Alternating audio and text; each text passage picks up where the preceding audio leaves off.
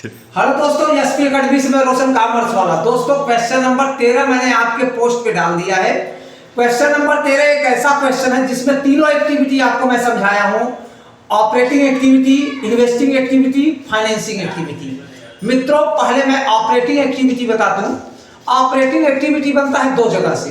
पहला बनता है प्रॉफिट एंड लॉस अकाउंट से। ऐसी चीजें जो कि प्रॉफिट एंड लॉस अकाउंट से काट दी जाए लेकिन वो कैश नेचर की ना हो। एक तो वो आइटम फिर से ऐड होंगी या लेस होंगी। उसके बाद दूसरा आइटम है दोस्तों ऐसा कैश जो कि करंट एसेट्स और करंट लायबिलिटीज से रिलेटेड हो। तो यहाँ पर दो टाइप के आइटम आते हैं। एक आता है नॉन कैश आइटम और एक आता है करंट एसेट्स करंट लायबिलिटीज। अब दोस्तों हम आगे चलते हैं, पहले अपने क्वेश्चन पे आते हैं। क्वेश्चन में दिया है प्रॉफिट ड्यूरिंग ईयर। यहां पर दिया है, पहले था प्रॉफिट 1000 हो गया है 1200। तो दोस्तों यहां पर 200 ऐड हो गया है, तो यहां पर प्रॉफिट हमारा है 200। उसके बाद दोस्तों जनरल लीजर 2000 से 2500 हो गया, तो 500 रुपए यहां पर जनरल लीजर बढ़ गया। जनरल लीजर हमेशा प्रॉफिट से काट कर बनाया जाता है, तो दोबारा हम ऐड कर देंगे ट्रांसफर टू जनरल लीजर, क्योंकि जनरल लीजर में जो पैसा जाता है वो जाता है प्रॉफिट से। तो पहले था 2000, अब हो गया है 2500, तो 500 रुपए बढ़ गया। तो फिर दोबारा हम क्रॉस 500 को प्रॉफिट को काट कर यहाँ ऐड कर देंगे, जनरल रिजर्व में ऐड करेंगे 500। उसके बाद दोस्तों प्रस्तावित लाभांश होता है कि अगले साल हमें लाभांश देना है, उसका प्रस्ताव इस साल होता है। दोस्तों वो प्रस्ताव हमेशा प्रॉफिट से काट कर बनाया जाता है। दिया तो अगले साल जाता है लेकिन प्रॉफिट प्रस्ताव इस साल कम कर दिया जाता है। तो प्रपोज डिविडेंड हमेशा करंट प्रॉफिट यानी इस साल के प्रॉफिट से घटा दिया जाता है। तो हम लोग क्या करेंगे, प्रस्तावित लाभांश जो प्रॉफिट से कम कर दिया गया है दोबारा हम प्रॉफिट में ऐड कर देंगे। तो यहाँ पर प्रपोज डिविडेंड 5800 दोबारा जोड़ दिया। और दोस्तों इसी तरीके से इस साल प्रोविजन भी बनाया गया है। प्रोविजन बनाने का मतलब टैक्स देना है, प्रोविजन फॉर टैक्स, ये भी प्रॉफिट से काट कर बनाया जाता है। तो फिर हम दोस्तों फिर प्रॉफिट को ऐड कर देंगे और प्रॉफिट को टैक्स को ऐड कर देंगे। टैक्स को ऐड कर देंगे 4200। तो दोस्तों 200 हमारा प्रॉफिट बचा है। 500 जनरल रिजर्व में प्रॉफिट ट्रांसफर हुआ। 5800 रुपए प्रस्तावित लाभांश देने के लिए प्रॉफिट को मैंने कम कर दिया था, दोबारा ऐड कर दिया। और प्रोविजन फॉर टैक्स 4200, सबको जोड़ेंगे तो आएगा 10,500। 200 प्रॉफिट और 10,500 हमारा इस साल का तीन आइटम, सब जोड़ेंगे दोस्तों प्रॉफिट को लेते हुए तो 10,700। एक्चुअल में इस साल का जो हमारा प्रॉफिट था वो था 10,700, जो कि जनरल रिजर्व में ट्रांसफर हो गया है, प्रस्तावित लाभांश है और दोस्तों हमारा यहाँ पर प्रोविजन फॉर टैक्स है। उसके बाद दोस्तों अब हम यहाँ पर ऐड करेंगे non cash item. Non cash item का मतलब कि ऐसा आइटम जो कि कैश को कम कर दिया जाता है लेकिन वो कैश रहता नहीं है। जैसे यहाँ पर डेप्रिसिएशन दिया है दोस्तों, डेप्रिसिएशन 4000 का फर्क बता रहा है, 11,000 से 15,000 हो गया। यानी डेप्रिसिएशन पहले 11,000 था अगले साल, इस साल टोटल 15,000 दिखाई दे रहा है। तो डेप्रिसिएशन जो प्रॉफिट में से कम किया गया वो कम किया गया 4,000 दोस्तों। और 600 रुपए दोस्तों इंटरेस्ट पेड किया गया। दोस्तों इंटरेस्ट जो पेड किया गया ये फाइनेंसिंग का पार्ट है लेकिन फिर भी यहाँ दिखाया गया है, तो यहाँ पर हम फिर 600 रुपए को लेस कर देंगे। तो यहाँ पर ऐड कर देंगे दोस्तों इंटरेस्ट पेड 600। तो यानी कुल मिलाकर हमारा जो प्रॉफिट है 10,700 का है। और नॉन कैश आइटम दो है, एक तो डेप्रिसिएशन हमारा है 4,000 और इंटरेस्ट पेड हो गया 600, 4600 और जोड़ देंगे तो हमारा प्रॉफिट आ गया 15,300। अब दोस्तों current assets current liabilities. Current assets बढ़ता है तो घटेगा, घटता है तो जुड़ेगा।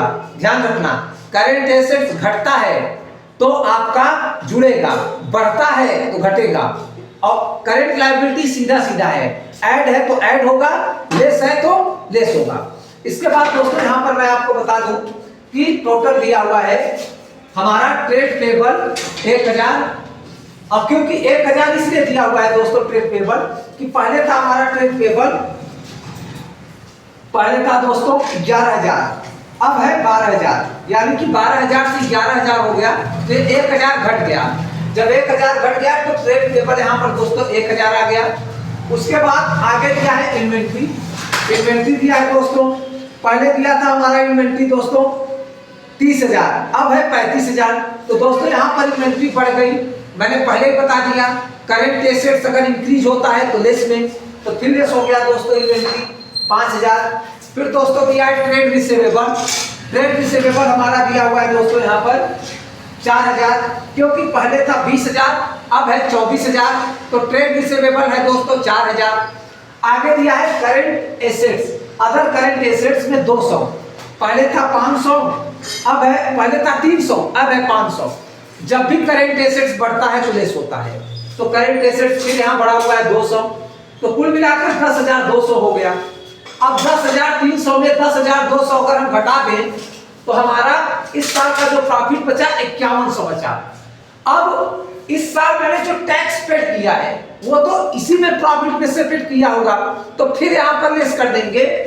टैक्स पेड 5100 में से 3,000 मुझे टैक्स पेड करना है, ये वाजिब है। तो 3,000 जब हम टैक्स पेड घटा देंगे तो 2100 आएगा। तो कैश फ्रॉम ऑपरेटिंग एक्टिविटी हमारा 2100। एक बात आप लोग हमेशा ध्यान रखना कि फिर से हमें कैश को सही बनाना है। जैसे general reserve, propose dividend, provision for tax add कर देंगे, नॉन कैश आइटम ऐड कर देंगे। उसके बाद हमारा current assets, current liabilities, current assets, current liabilities को हम ऐड और लेस करेंगे। करंट एसेट्स अगर बढ़ा है तो लेस करेंगे, करंट एसेट्स घटा है तो ऐड करेंगे, करंट लायबिलिटीज बढ़ी है तो ऐड करेंगे, करंट लायबिलिटीज घटी है तो लेस करेंगे। तो दोस्तों ये था आपका ऑपरेटिंग एक्टिविटी। अब दोस्तों कैश फ्रॉम इन्वेस्टिंग एक्टिविटी करते हैं। करंट एसेट्स के बाद, करंट एसेट्स के बाद आपका इन्वेस्टिंग एक्टिविटी जो भी बचा हुआ होता है एसेट्स में, वो सभी के सभी पार्ट इन्वेस्टिंग एक्टिविटी के पार्ट होते हैं। एसेट्स में करंट एसेट्स को छोड़ दो तो जो भी बचा हुआ होता है वे सारे के सारे आपके इन्वेस्टिंग एक्टिविटी के पार्ट होते हैं। तो दोस्तों यहाँ पर हम देखते हैं अस्थाई संपत्तियां 25,000 थी, अब पहले 30,000 थी, अब हो गए 25,000। और दोस्तों इसमें डेप्रिसिएशन काटा गया है 15,000, 11,000। तो कहने का ये तात्पर्य है दोस्तों कि यहाँ पर पहले एसेट्स था 40,000, अब एसेट्स था हमारा दोस्तों इस साल 40,000 हो गया, पहले था 41,000। तो दोस्तों 1,000 का हमारा पहले 41,000 और इस साल था 40,000, तो 1,000 का हमारा दोस्तों यहाँ पर सेल हो गया फिक्स्ड एसेट्स। 41,000 से 40,000 हो गया, तो 1,000 हमारा दोस्तों एसेट सेल हुआ है। तो फिक्स्ड एसेट्स में सेल हुआ है 1,000, तो हमारा इनकम हुआ ऑपरेटिंग इन्वेस्टिंग एक्टिविटी से 1,000। 14 में 41,000 था, 15 में 40,000 हो गया, तो 1,000 दोस्तों एसेट्स कम हुआ। ये एसेट्स दोस्तों हमारा सेल हुआ, तो सेल ऑफ फिक्स्ड एसेट्स 1,000। अब कोई भी परचेज ऑफ एसेट्स है ही नहीं, डेप्रिसिएशन कटा है, ये तो नॉन ऑपरेटिंग का आइटम लेस होगा। यहाँ पर दोस्तों कोई भी एसेट्स परचेज नहीं हुआ, तो जो हमारा 1,000 था वही हमारा कैश फ्रॉम इन्वेस्टिंग एक्टिविटी हो गया, क्योंकि परचेज में तो सेल्स ऑफ मशीन कोई है ही नहीं कि हम लेस कर देंगे। परचेज तो कुछ हुआ ही नहीं, जब कोई एसेट्स परचेज ही नहीं हुआ तो जो एसेट सेल हुआ है हमारा वही हमारा 1,000 का यहाँ पर इनकम हुआ सेल्स में। तो कैश फ्रॉम इन्वेस्टिंग एक्टिविटी हमारा केवल 1,000 है। अब दोस्तों हमारा तीसरा एक्टिविटी बनता है कैश फ्रॉम फाइनेंसिंग एक्टिविटी। यह बनता है लायबिलिटीज से, लेकिन करंट लायबिलिटीज को छोड़कर। तो करंट लायबिलिटीज हमारा छोड़ देंगे, तो यहाँ पर इशू ऑफ शेयर है, 10,000 का शेयर इशू हुआ है, दोनों का अंतर दिया है, क्योंकि पहले साल दिया है 40,000 और इस साल है 50,000, तो 10,000 दोस्तों शेयर का पैसा आया है। तो ऐड में इशू ऑफ शेयर, और दोस्तों इशू ऑफ डिवेंचर भी है। इशू ऑफ डिवेंचर है हमारा दोस्तों, पहले दिया है 6,000, अब है 6500, तो फिर इशू हुआ 500 का। तो जो कुल शेयर इशू हुआ है उससे हुआ है 10,000 और डिवेंचर इशू से पैसा आया है 500, तो टोटल जो इनकम हुआ है हमें वो हुआ है 10,500। उसके बाद दोस्तों दो आइटम, एक तो इस साल हमें डिविडेंड पिछले साल का 5,000 इस साल डिविडेंड देना है, और 600 रुपए इस साल हमारा ब्याज देना है। दोस्तों डिविडेंड प्रपोज्ड ये तो एडलेस होगा फाइनेंसिंग ऑपरेटिंग में, लेकिन डिविडेंड जब पेड किया जाता है तो ये फाइनेंसिंग का पार्ट होता है, तो लेस करेंगे डिविडेंड पेड। लेकिन इस साल का प्रस्ताव नहीं, अगले साल वाला प्रस्ताव इस साल पेड होगा, तो डिविडेंड पेड हो गया 5000। और दोस्तों इस साल हमारा दिया हुआ है, इस साल में 600 रुपए का ब्याज देना है, इंटरेस्ट देना है, तो इंटरेस्ट पेड है 600। तो टोटल इस साल फाइनेंसिंग एक्टिविटी से जो मुझे पैसा मिला है 10,500 का, उसमें से जो कैश गया है 5,000 और 600, टोटल 5600। तो फाइनेंसिंग एक्टिविटी से जो मुझे इनकम हो गया वो हो गया 4900। अब दोनों एक्टिविटी यहां बचे थे दोस्तों, दोनों हो गए, तीसरा दूसरा भी। दूसरा हमारा इन्वेस्टिंग का पार्ट होता है। इन्वेस्टिंग में केवल एक मशीन सेल्स हुआ तो कैश आया हमारे पास, कैश इनफ्लो केवल 1000 का हुआ है। यहां पर दोस्तों फाइनेंसिंग एक्टिविटी में issue of share, issue of debenture से पैसे आए हैं 10,500, लेकिन यहां पर दो खर्च भी है, डिविडेंड दिया गया 5000 और इंटरेस्ट दिया गया 600, टोटल 5600 दिया गया है। तो अब जो फाइनेंसिंग का पार्ट बचा है दोस्तों वो 4900 बचा है हमारा। अब दोस्तों एक चीज और आपको बता दूं कि आपके करंट एसेट्स करंट लायबिलिटीज को छोड़ दो तो जो लायबिलिटीज बचती है वो जाएगा आपका फाइनेंसिंग एक्टिविटी के पार्ट में, और करंट एसेट्स छोड़ दें तो जो बचा हुआ एसेट्स होता है वह जाएगा इन्वेस्टिंग के पार्ट में। तो दोस्तों यहाँ पर फाइनेंसिंग का हमारा आंसर आया 4900, इन्वेस्टिंग का आंसर आया 1000। अब दोस्तों हम तीनों एक्टिविटी को प्लस पुराने कैश को ऐड करेंगे तो हमारा कैश फ्लो स्टेटमेंट का फाइनल।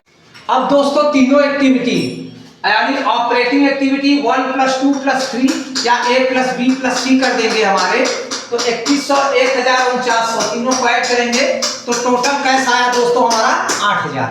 अब उसके बाद इसके बाद दोस्तों कैश इक्विवेलेंट इसमें एडलेस कर देंगे।